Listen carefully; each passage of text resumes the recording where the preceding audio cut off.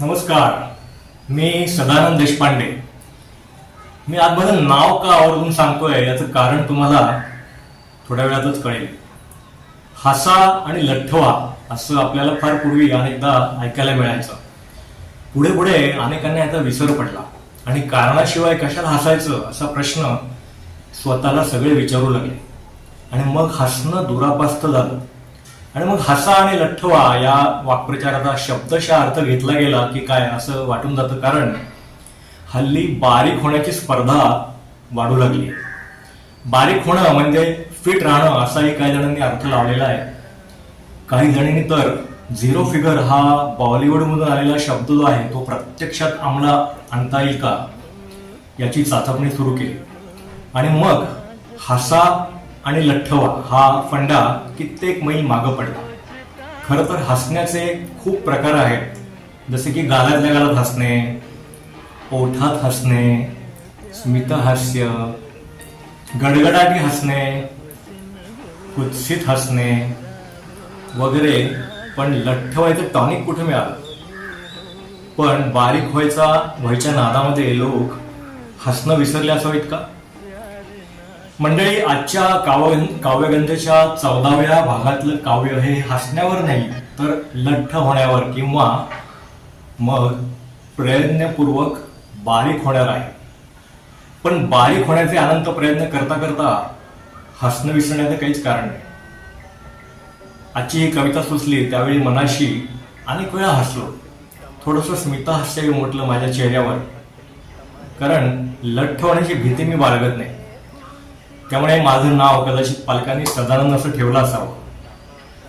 कारण जन्मलो तेव्हा आणि त्यानंतर अगदी कॉलेज जीवनापर्यंत भरभरून हसणं हे माझ्या स्वभावात होतं. आणि नंतर ते करिअर प्रपंच यात थोडंसं विरून गेला हा भाग वेगळा. पण मी हे काव्य तुमच्यापुढे सादर करताना तुमच्या चेहऱ्यावर हास्य यावं अशी इच्छा ठेवून मी कविता आजची लिहिलेली आहे. आणि दुसरं म्हणजे या कवितेमध्ये एक ड्रामा आहे. तेव्हा मी तर म्हणेल हसा आणि लठ्ठवायापेक्षा हसा आणि फिट राहा. मित्र हो, काही दिवसांपूर्वीच योग दिवस होऊन गेला. त्यापैकी आपल्यापैकी काही जणांनी बारीक होण्याकरता कदाचित योगासने केली असावी. खरं तर बारीक होण्याकरता असं कुठलंही सूत्र नाही, पण फिट राहण्याचं नक्की आहे. तर त्या दृष्टीने माझी कविता लिहिली आहे. या कवितेचं नाव आहे कारण मला बारीक हवेसे वाटले. ही कविता वाचताना प्रत्येक कडव्याच्या शेवटी हे वाक्य येईल. आणि माझी इच्छा आहे किंवा माझी अशी विनंती समजा की ही कविता वाचताना किंवा ऐकताना तुम्हीही हे वाक्य तुमच्या मनाशी म्हणा. त्यामुळे तुम्हाला ही कविता ऐकताना अतिशय मजा येईल.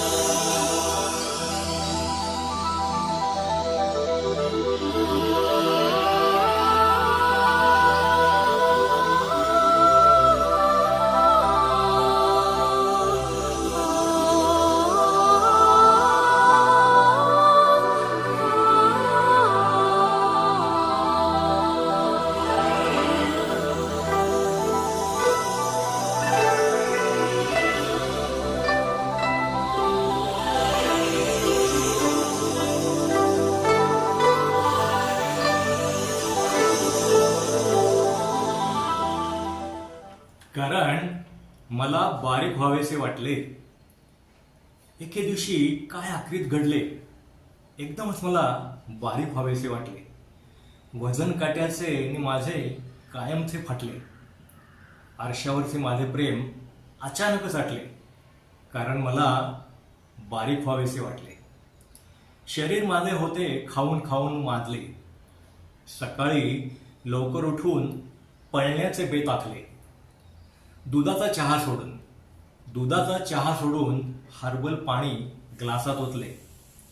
बिस्किटे त्यागून ड्रायफ्रूट तोंडात टाकले. कारण मला बारीक व्हावेसे वाटले. जेवण 2 पोळ्यांवरून एका पोळीवर आणले. वांग्याचे भरीत झिडकारून सॉलिड हाणले. भाताचा त्याग करून स्प्राऊटवर भागवले. आईस्क्रीमची फारकत घेऊन जवस तोंडात टाकले. कारण मला बारीक व्हावेसे वाटले. दिवस कैक गेले. दिवस कैक गेले, वजन काट्यावर उभे राहावेसे वाटले. मन माझे आशा ठेवून ठेवून थकले. शरीर माझे माझ्यावरच खेचू लागले.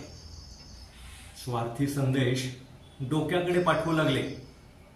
कारण मला बारीक व्हावेसे वाटले. काय, शेवटी धाडस पुन्हा केले. वजन काट्यावर शरीर माझे झोकून दिले.